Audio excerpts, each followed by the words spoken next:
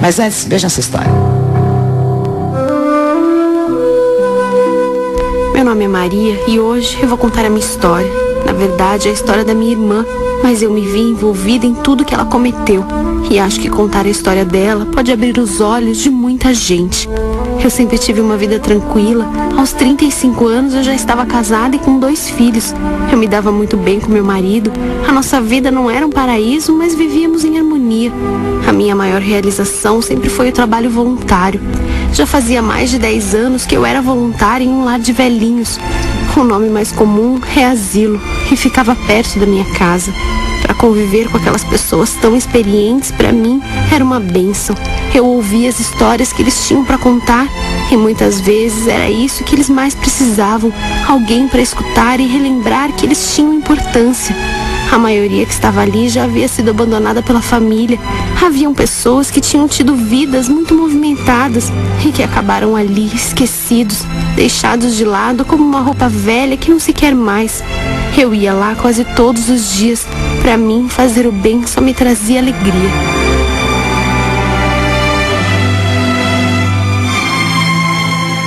Com esse trabalho que eu fazia, eu aprendi a valorizar as pequenas coisas da vida. Os meus filhos estavam crescendo e iam muito bem. O meu casamento, às vezes, caía num marasmo, mas o Roberto era muito companheiro e a gente sempre conversava quando sentia que estava deixando os problemas interferirem na nossa relação.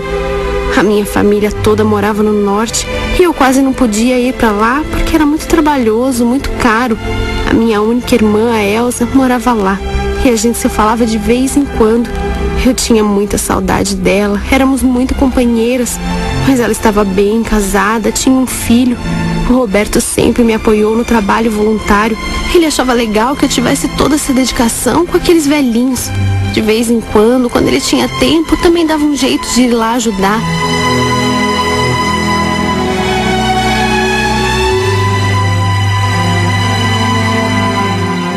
Um dia eu estava saindo para ir no asilo ver os meus velhinhos, quando eu vi que tinha uma carta debaixo da porta. Geralmente, quando chega correspondência em casa, é carta do banco ou conta para pagar. Mas naquele dia, algo aconteceu. A minha irmã havia me mandado uma carta e eu estranhei, pois ela nunca havia escrito antes. Na hora eu tive um pressentimento de que alguma coisa poderia ter acontecido, mas eu não imaginava o que era. A carta começou com um pedido de socorro. A Elsa dizia que andava desesperada e que sentia que estava correndo risco de vida. Ela contou que o marido, um homem que eu não conhecia porque ela vivia trocando de marido, batia nela e bebia, a ponto de matar o filho dela, o Tiago. Ela tinha um filho adolescente e dizia que não sabia mais o que fazer, que ele via o cara batendo nela todos os dias e que ela estava passando necessidade e que esse homem que ela arrumou havia dito que se ela fosse embora, ele ia atrás dela e mataria ela e o filho. Tudo isso foi um choque para mim. Eu achava que minha irmã estava bem. Ela pedia ajuda e disse que não me contou antes porque tinha vergonha.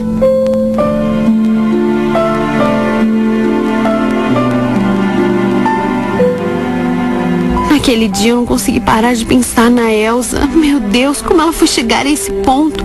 Por que ela escondeu isso de mim durante tanto tempo? Ela contava que chegou até passar fome. E tudo isso me deixou arrasada.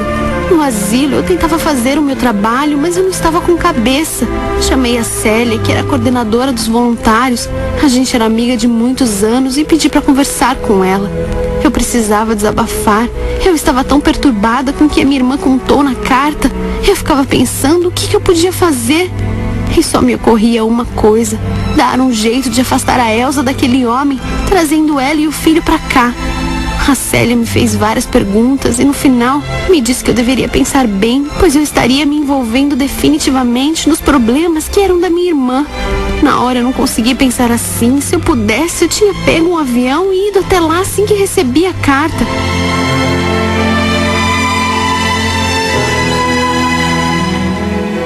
Quando o Roberto chegou do trabalho, a gente foi conversar e eu mostrei a carta para ele. Eu queria que ele lesse para ver como a coisa estava feia. Ele mal conhecia minha irmã, acho que se viram umas 2 vezes, mas ficou bastante preocupado. Eu falei para ele que a gente tinha que dar um jeito de trazer a Elsa e o menino para nossa casa. Ele me perguntou onde é que eles iam ficar, pois a nossa casa era pequena, não tinha muito espaço. Eu não tinha pensado nisso, mas mediante a situação, qualquer coisa era melhor do que ficar como estava. Eu podia colocar as crianças para dormir no mesmo quarto, assim eu teria um quarto para minha irmã. Seria provisório, só até ela se levantar. O que eu não podia era compactuar com o que ela estava passando e não fazer nada. Eu notei que o Roberto não gostou muito da ideia, mas acho que se fosse com a família dele, ele também pensaria o mesmo. Ele me disse que eu poderia mandar ela vir, mas a Elsa não tinha nem dinheiro para comprar as passagens. Nós teríamos que pagar. Tudo isso pegou a gente de surpresa e eu percebi que o Roberto ficou meio tenso. Mas ele disse que ia dar um jeito, que ia pedir dinheiro emprestado para comprarmos as passagens para minha irmã.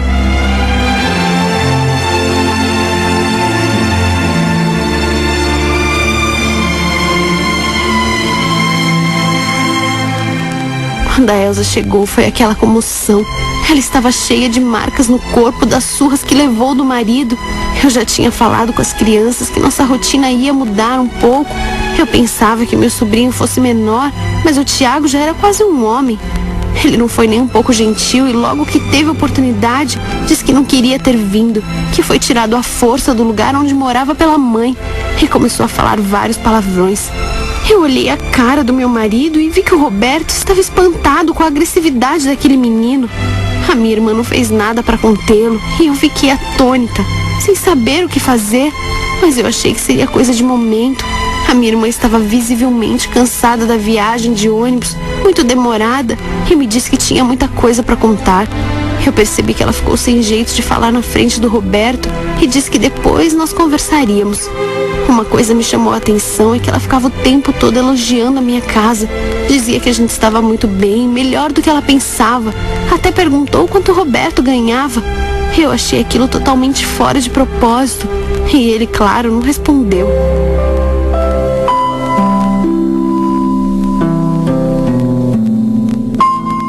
Nos dias que se seguiram, conversei bastante com a minha irmã.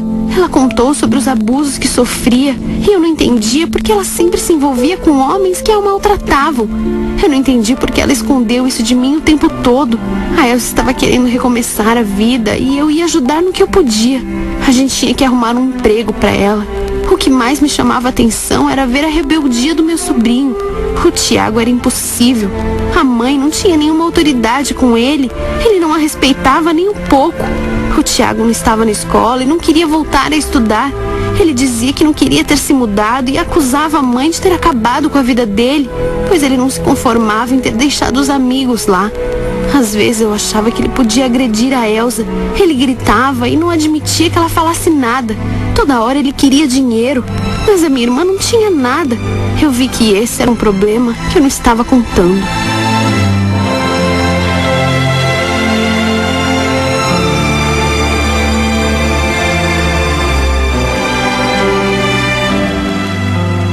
Fazia pouco mais de um mês que a minha irmã estava em casa e a nossa rotina estava completamente mudada. A Elsa era exigente e os empregos que apareceram ela não quis, dizendo que não ia trabalhar de empregada doméstica, pois não estava morrendo de fome. Os meus filhos estavam assustados com o comportamento do Tiago. Ele não escolhia a hora para agredir a mãe. A minha irmã parecia ser quem menos se importava com o comportamento do filho. Ele não tinha regras e poderia estar andando com marginais. Eu tinha cada vez menos tempo de ir no asilo fazer o meu trabalho voluntário.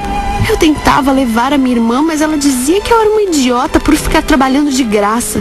A coisa ficou complicada quando desapareceu um dinheiro que a gente tinha em casa. O Roberto ia pagar uma conta e havia feito um saque no banco naquele dia. Quando ele me comunicou, disfarçadamente, que o dinheiro havia sumido, a gente já sabia o que tinha acontecido.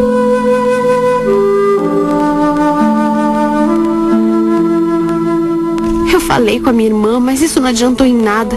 E eu acho que teve até um efeito contrário, pois ela começou a sair por aí. Às vezes chegava a dormir fora de casa, mas acabou se enturmando e logo apareceu em casa com um homem. Quando eu vi aquele homem dentro da minha casa, eu achei que as coisas estavam passando do limite. Por sorte, ele logo foi embora. Nesse dia, eu decidi ter uma conversa séria com ela. Nós já tínhamos tido reclamações de vizinhos sobre o filho dela, dizendo que ele importunava e fazia bagunça na rua. A Elsa me disse que estava cansada do meu jeito certinho, que eu estava treinando para ser freira e que não era possível que eu tivesse uma vida tão medíocre. Ela chegou a sugerir Ela chegou a sugerir que eu desse mais dinheiro pro filho dela e disse que eu queria humilhá-la, arrumando trabalhos para ela como empregada. Nessa hora eu percebi que ela era uma arrogante e parecia não ter nenhuma ideia de que era ela quem precisava de ajuda.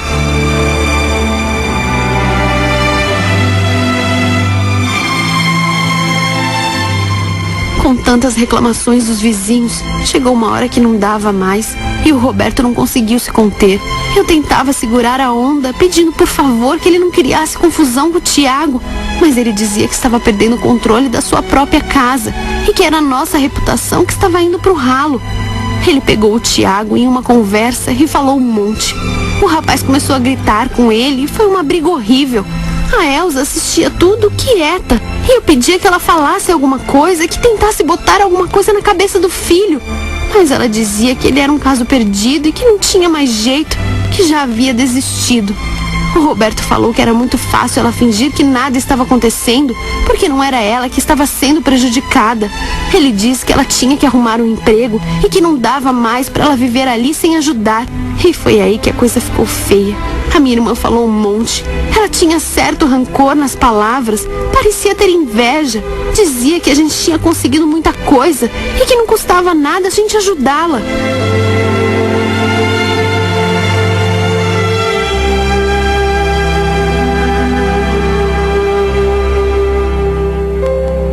Dias depois, recebemos um comunicado da polícia dizendo que o Tiago havia sido detido, pois havia ocorrido um assalto e foi disparado um tiro, que o acertou. Ele estava no hospital internado. A arma foi encontrada com ele e haviam imagens no sistema de segurança que provavam que ele fazia parte da turma que assaltou. Eu me desesperei.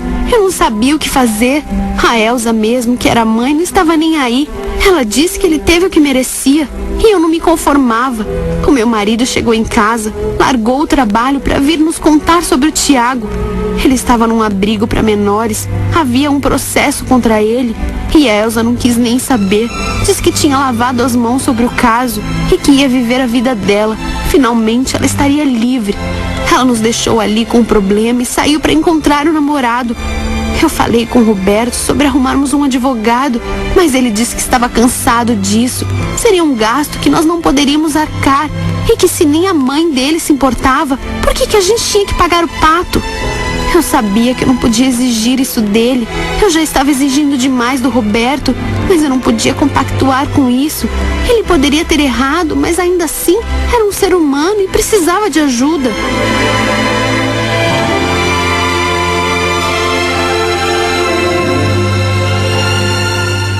Umas 2 semanas depois, a Elza decidiu ir embora de casa. Eu me lembrei da carta que ela escreveu. Foi ela quem pediu ajuda, pois não aguentava mais apanhar do marido e passar necessidade. Mas ela não se lembrava mais disso. E disse que eu ficava jogando na cara dela os favores que eu fazia. Eu queria saber o que estava acontecendo, o que ela ia fazer da vida, mas ela só me disse que ia morar com o namorado, que ele era um homem maravilhoso e que gostava dela de verdade e ia dar uma boa vida para ela. A Elza me atacava, dizia que antes tinha inveja de mim por tudo que eu conquistei, pelo meu marido, pela minha casa, minha família. Mas depois dessa experiência morando com a gente, ela tinha era pena de mim, pois a minha vida era uma farsa. Eu não entendia por que ela fazia isso. Eu havia tentado ajudá-la, mas ela não aceitou a minha ajuda.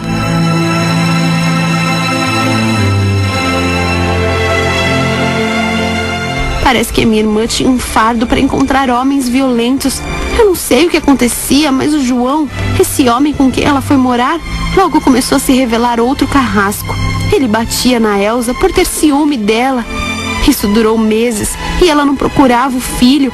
Eu sabia disso porque de vez em quando eu ia visitar o meu sobrinho. Como uma mãe e um filho podiam viver desse jeito? Será que o mais certo a fazer era largar a mão e parar de se importar com ela? Assim que eu soube, eu fui até lá ver o que realmente estava acontecendo. Quando eu cheguei, ela foi fria comigo. Não parecia mais a mesma pessoa que me ligou pedindo socorro. A Elza achava que eu gostava de vê-la mal. E isso era o que ela me dizia. Que eu era perfeitinha e que eu precisava que ela estivesse no fundo do poço para que eu me sobressaísse. Eu não entendia porque ela via as coisas dessa forma. Eu sempre estive disponível para ajudá-la. Ela me acusava de ser egoísta e perguntava o que eu tinha ido fazer lá então, se eu não podia ajudá-la financeiramente. Eu perguntei por que ela não tinha ido ver o filho e ela falava que sabia muito bem das suas obrigações e que ele estava simplesmente pagando pelos erros que cometeu. O meu marido já havia me pedido para lavar as mãos e deixar de lado, mas eu não conseguia. Ela era minha irmã e eu queria que ela estivesse bem. Pelo visto, ela só me chamava para me acusar, para disparar o seu ódio contra mim.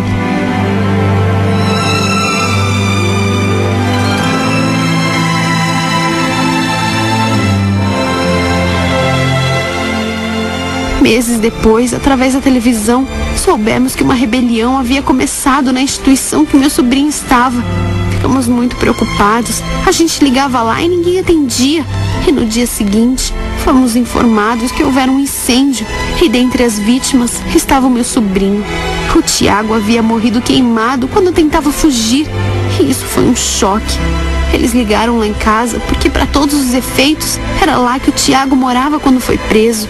Agora era eu quem tinha que dar a notícia para minha irmã. Era o filho dela e não dava mais para fechar os olhos. Quando eu falei com ela por telefone, ela nem estava sabendo da rebelião e achou que eu estivesse brincando.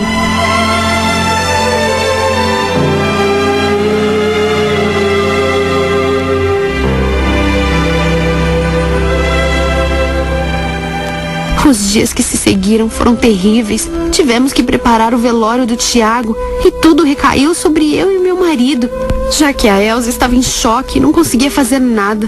Ela chorava dia e noite e demonstrava muito arrependimento. O estado dela era deplorável. Ela só falava no filho, estava magra, abatida. Ela queria se separar e eu ajudei a fazer as malas. Quando estávamos saindo, João chegou, disposto a brigar. Ele era um homem violento e não queria que ela fosse embora. Ele dizia que ela só quis o dinheiro dele, que ela não prestava, que ela devia dinheiro para ele, e eles começaram a discutir. A gente não sabia mais o que fazer.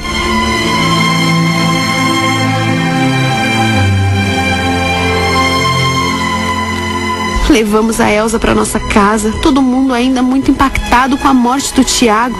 Ele tinha 16 anos, era uma vida que podia ter dado frutos e, no entanto, acabou dessa maneira tão trágica. A minha irmã se culpava e precisou acontecer isso para ela cair na real. Agora não adiantava mais. Eu falava para ela que ela tinha que se perdoar. Houveram chances dela ter feito alguma coisa, mas ela estava tão centrada em si mesma que não conseguia ver nada além do próprio umbigo. O Roberto teve uma conversa séria com ela e eu tinha medo que ele fosse duro demais, mas explicou a situação e acho que dessa vez ela entendeu.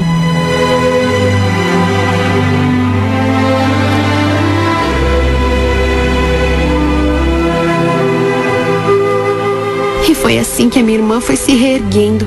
Ela foi descobrindo a generosidade que havia dentro dela e ela nunca exerceu.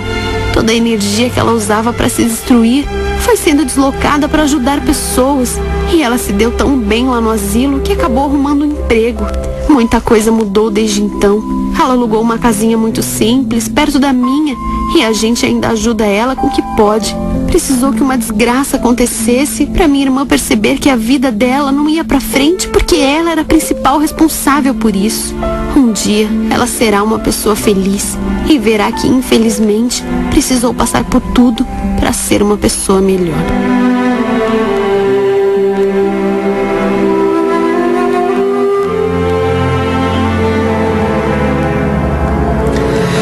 Muito bem, histórias.